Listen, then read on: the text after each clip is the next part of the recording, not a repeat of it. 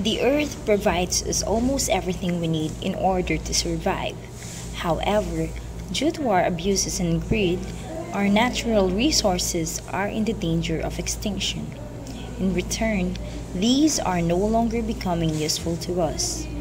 Canyon farming, illegal logging, mining, improper disposal of waste, dynamite and cyanide fishing are just some of our indiscriminate activities that can ruin our world.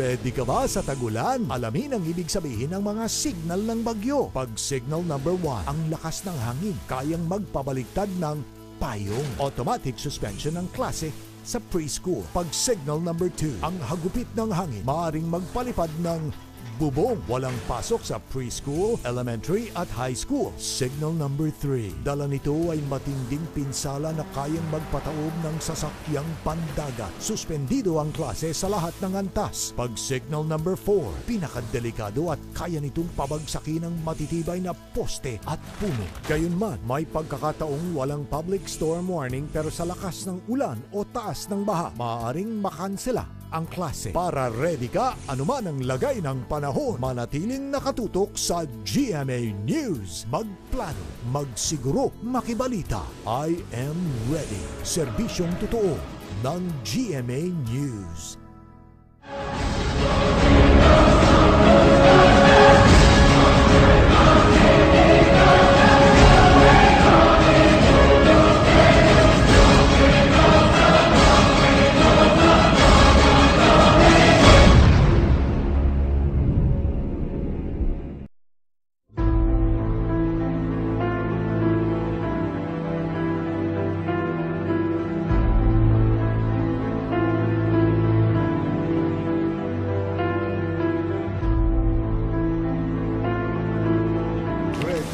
Sa tagulan, ito ang dapat laman ng inyong emergency kit. Tubig na pang-inom para sa 3 araw. Pagkain hindi na kailangan lutuin gaya ng canned goods, first aid kit at mga gamot. Mga importanteng dokumento. Ihanda na rin ang listahan ng mga emergency numbers.